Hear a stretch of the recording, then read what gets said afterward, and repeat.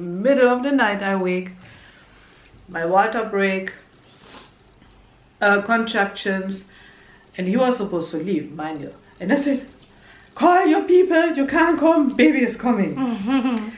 And also I had decided to have this child at home. 6 o'clock we reached the midwife and she said, oh, I can't come right now. I'm on another birth.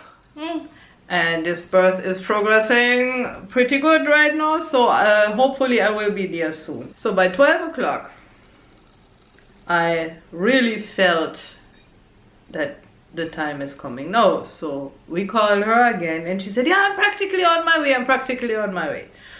So I felt like I needed to push now or something, and more liquid came out. So I decided I'm going in the bathroom now, in the toilet. And remember, we had a pit toilet at the time. So I was like sitting on that toilet maybe for a minute, and then I came back up and said, no, the baby is coming. And Thierry was like, what am I supposed to do? What is this? And they said, just catch it. But Nikki almost landed in the pit toilet. Almost, yeah, because I just got up in time to say, oh, baby is coming.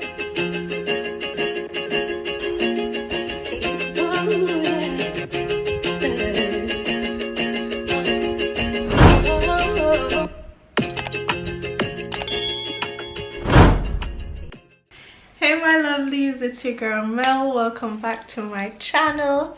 We are here with mommy, so I already know, so it's another story time with mommy. Story time with mommy.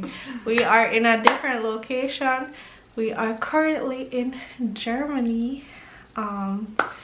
So yeah, last week we didn't get to post a story time. Instead you got a vlog of us coming to Germany.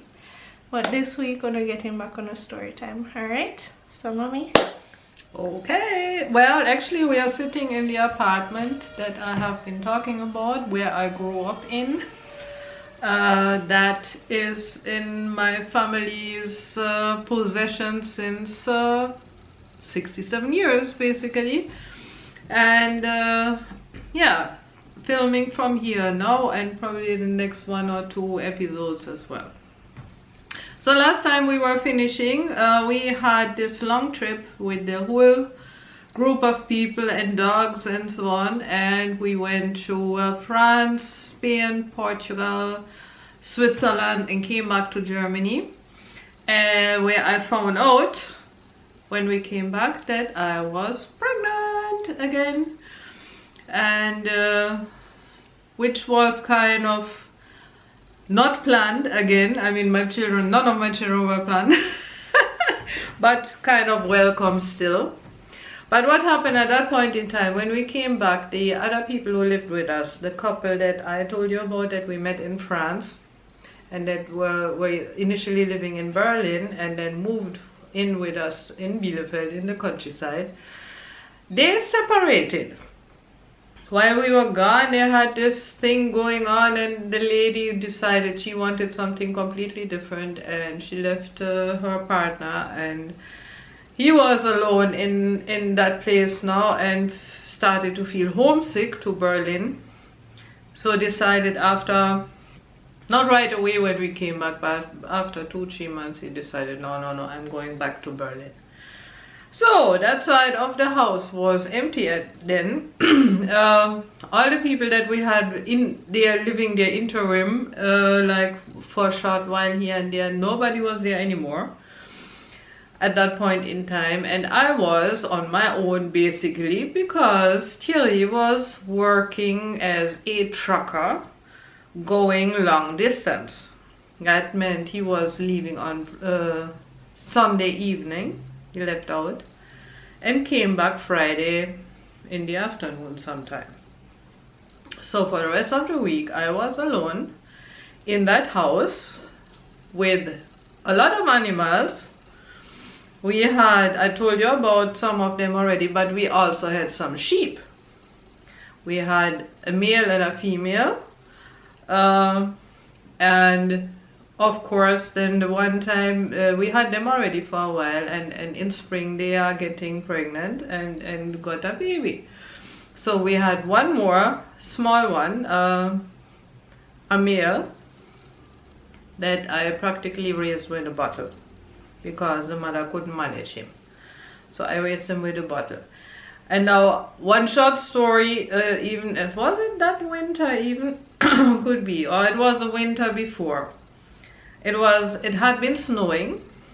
It was a Saturday or Sunday, and everywhere, I mean, it looked so pretty, was snow, and where we live around our house was nothing but fields.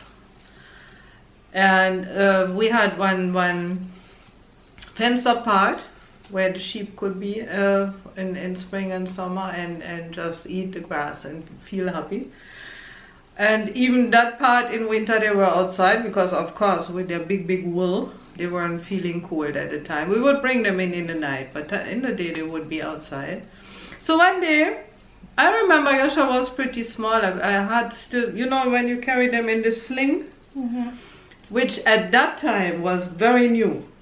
Okay. Very new. I mean, I remember one time I had him in the sling in the town here in Bielefeld, and people stopped me and said, "You can't do that.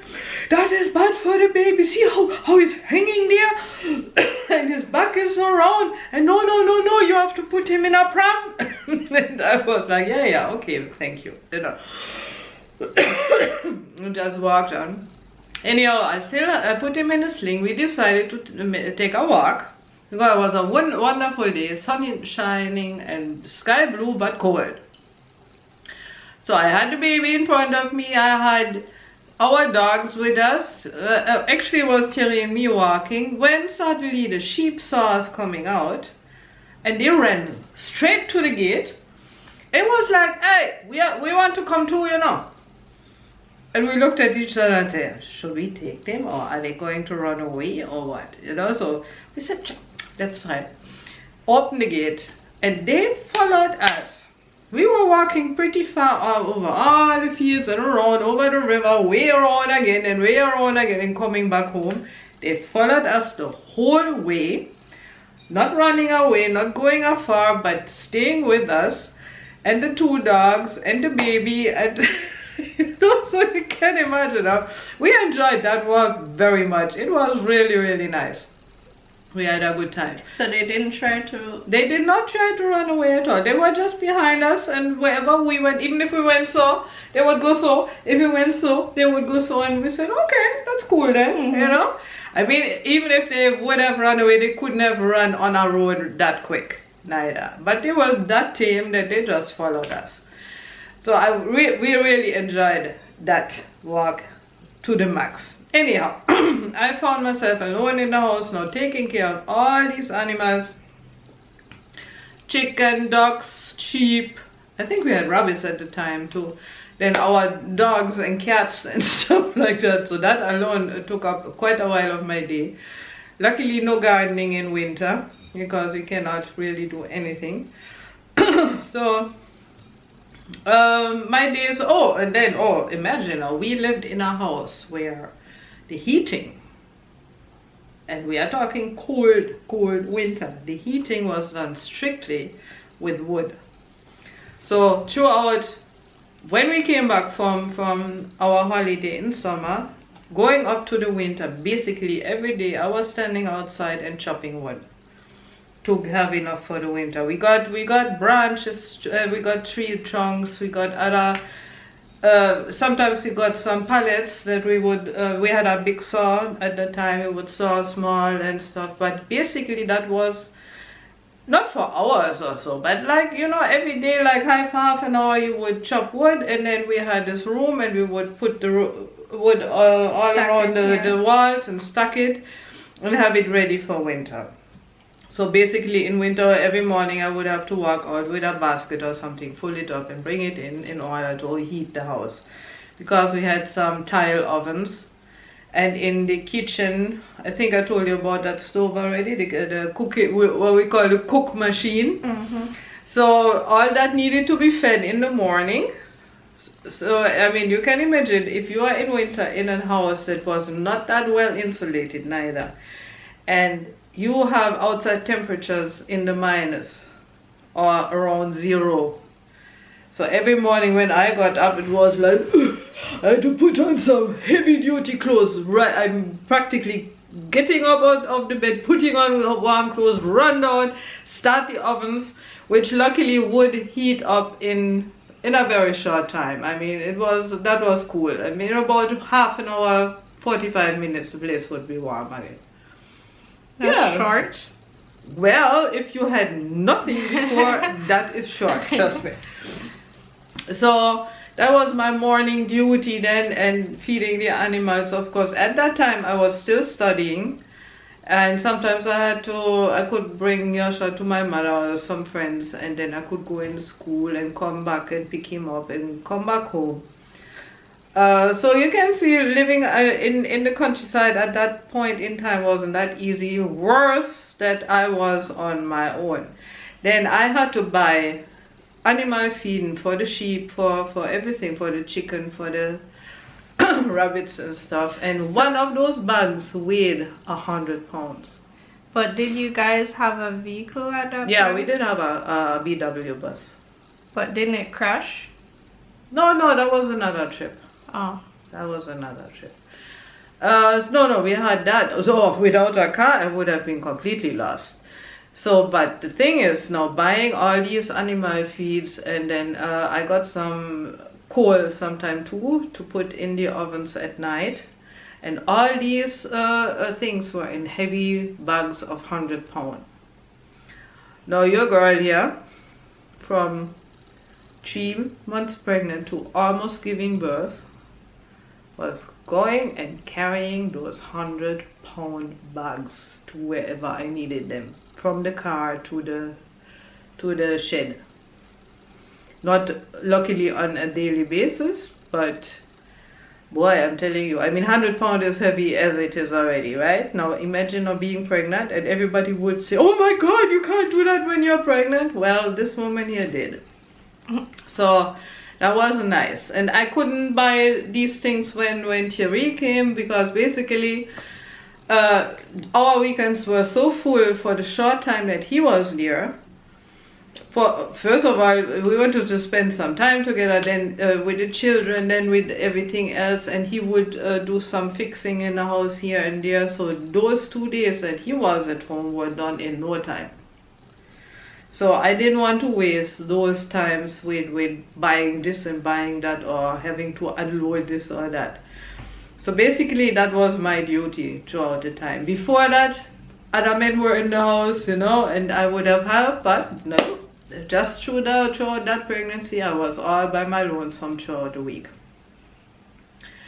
So basically, pregnancy went on. The due date was in April, beginning of May. And now spring came, and my sheep got babies again. She got twins. And I watched her, and at first everything was nice, but then suddenly I realized that only one of the babies was drinking and the other one was not. And so I got a little bit panicky, and then I called people around and say, look, so and so happened. And they say, oh, you have to go to the vet. The vet has some special milk for newborn lamb. So I'll jump in the car, take Yasha, go to the vet, tell him the situation, and give me the milk. In the meantime, I did take the little lamb and put it behind my oven in the living room, so to keep it warm and cozy and stuff, but it was pretty weak already. So I do all that, come home with this milk, rush in the house, look behind the oven. The lamb was dead. All that for nothing, and I was so sad. But the other one was thriving. I mean, no problem. That was going well with the mother, and eventually it grew to it was a male too, I think. And yeah, but it was the one, it was so cute. It was black, you know. Black little lamb. But the mom and dad were. The mother, for some reason, only took one. No, what color were they? The mother was dark brown. Okay. And the father white. Okay. Yeah. So both of them were called, we call them blackhead sheep, because they have like this black black part here, they're very pretty. And then the white one has a white wool, and this one, the brown one, had a longer wool. And which is part of my story too. We kind of process the wool in spring. We would shear them, clean the wool, wash it, do everything. I used to spin it. We had this these old-fashioned spinning wheels, the big ones. I used to spin it, and I used to use the thread and knit sweaters and socks and everything. So we had sweaters and socks from scratch, literally. So basically that was part of my work there too, but that would come in spring and after. So then in March, April, finally weather get better. We start to prepare the garden and start to plant things again. Me always with this big belly, you know, so it wasn't that easy to do neither. And then it was a wonderful April. All the trees were blooming, all the fruit trees. Like we had a lot of apple, cherry, pear in the garden directly, and all of them were blooming. And if you ever see something like that, it's so beautiful. And so it was a weekend. And Thierry was at home, and it was Sunday evening. And no, it was Sunday night. At that time he was supposed to leave Monday morning early. He had a little extra time. He was supposed to leave Monday morning early. So middle of the night I wake, my water break, contractions, and he was supposed to leave, mind you. And I said, call your people, you can't come, baby is coming. And also I had decided to have this child at home, because although the hospital experience with Yasha wasn't that bad, it was not really what I felt for and what I wanted. And I had heard from friends of mine that would have given home birth, that it was so much nicer, and because basically what you do, you're at home, you're comfortable, you know, you can even drink tea or sit down or walk or do whatever you want to do. So I decided, yeah, I want that. So I got this midwife. At that point in time she was well over 60 already, extremely experienced. She was one of those, they had this wooden, like not a stethoscope, but like a stethoscope, like this wooden thing, and she would put it on my belly and listen to it for the heartbeat of the baby. Okay. And she would know if everything was all right. She would practically look at you and touch your belly a bit, and she would know how the baby lie, if it lie properly or not. And in my case, everything was all right. The head was down, everything was good. So I was not in a hurry. The contractions were well far apart, and so I said, okay, let the midwife sleep a bit, baby still. So we didn't call her right away. And then about 6 o'clock in the morning we called her. It started around 3ish. So Thierry took off work, and we tried. Then 6 o'clock we reached the midwife, and she said, oh, I can't come right now. I'm on another birth, and this birth is progressing pretty good right now, so hopefully I will be there soon. That was about 6-7 in the morning. So I said, all right, it looked like I have time anyhow, so yeah, I hope you soon come. So what we did, we had a little breakfast, and then after breakfast I went out in the garden because it was a beautiful day. And actually what I did, I knelt down on all fours and planted some beans. I mean, I was having contractions every like 10 minutes or so, and I was planting beans. Which actually it's nice because it distracts you, no? So every 10 minutes I would like come up a bit and you know, pin, wait until it was over and continue plant my beans.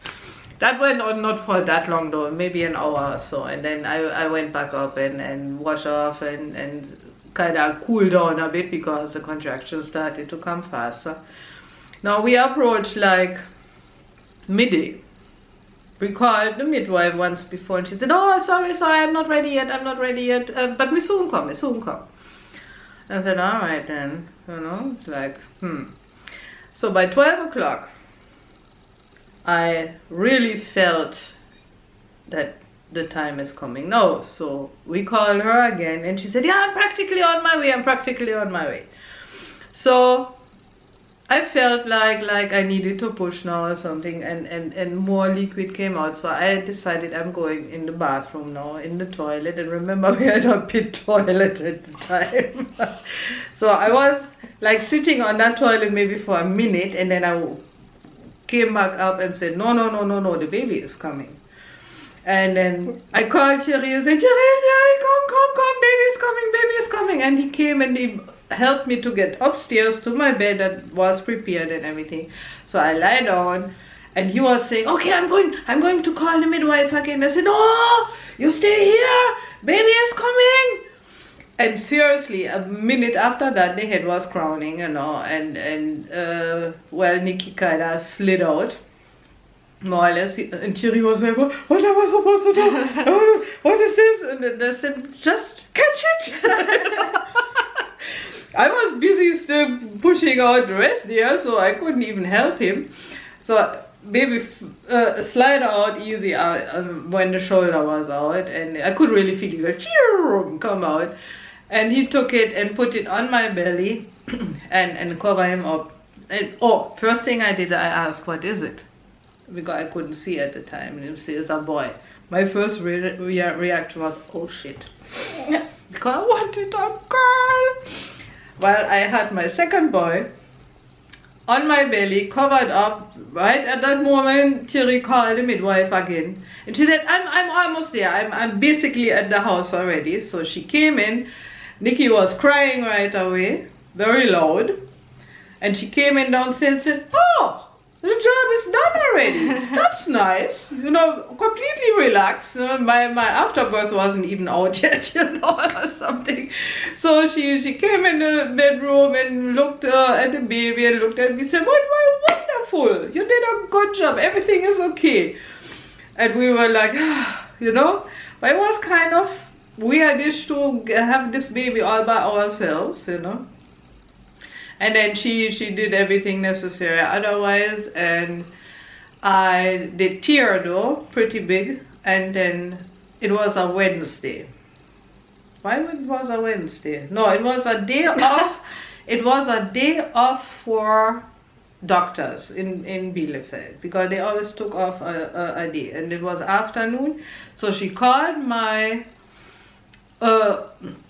OB-GYN, right, and he said, oh no, I'm not in the town right now, but I could send my wife. She could do this, needed to be sold, right? And then I could send my wife, but the problem is she is not really finished doing her training. She knows already, but she's not completely finished.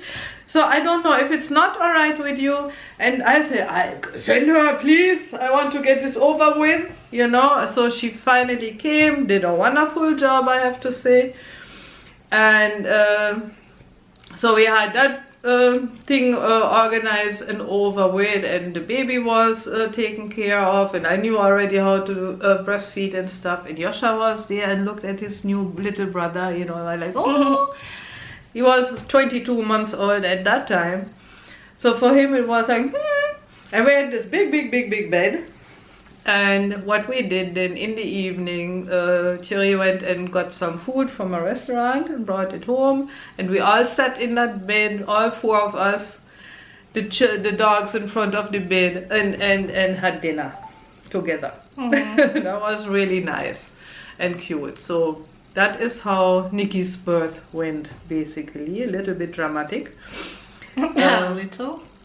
And then actually a week after, so I had to go to my doctor, and he said, oh, let me see what my wife did. And he looked at it and said, oh, she did a good job.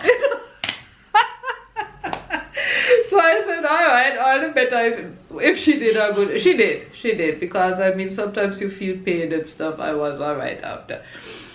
So yeah, that was Nikki's birth on the 30th of April 1980. 1980, yeah. What did I say? You said it the German way. Only in Germany they say 1900. Oh. But in English you say just 1980. Okay, 1980. And well, so you can all do your little maths to know how old he is now, how old Yosha is now. So we are talking a while ago. So why didn't you have a backup plan? Because for me it was like, I didn't even think about it that anything could go wrong. Or that the midwife couldn't come. And although I could have still gone to the hospital, I didn't feel like it. For me, it was like I felt comfortable in the situation, in the knowledge, and I was relying on the midwife to come. With her experience, it was not a problem at all, you know? And she was the whole time, or when she came up, and she was so relaxed that I was relaxed. I mean, while we were in the situation, even then, I don't have time to worry about anything because I was giving birth. I mean, the person who was worrying was the father. You know, he was, what am I supposed to do? You know, for him, I think it was a little worse than for me because I couldn't even think. I was just doing what I had to do at that time. But hospital was never really an option for me. No, not, but maybe you could have like had a second midwife on, you know. You know, it's not so easy to find midwives that are even doing house birth. Oh. You know, because even at that time, when we are talking a long time ago, most people would go to the hospital. But you know, see me now, I always have to do things in a different way. But Nikki almost landed in the pit toilet. Almost, yeah, because I just got up in time to say, oh, baby is coming. Yeah, Nikki almost that's landed a joke in in the the Anyways, this was, I guess, Nikki's. Oh yeah, because what happened then? We got here when I was on the toilet, and the midwife said, tell her to push it back. And I was like, push it back how? What am I supposed to do? I mean, use my hand or something? Or how am I supposed to push it back? So what I did actually, I squeezed myself together as much as possible. And that's when we went up to the bed and so on. That is when 2 minutes after Nikki was born.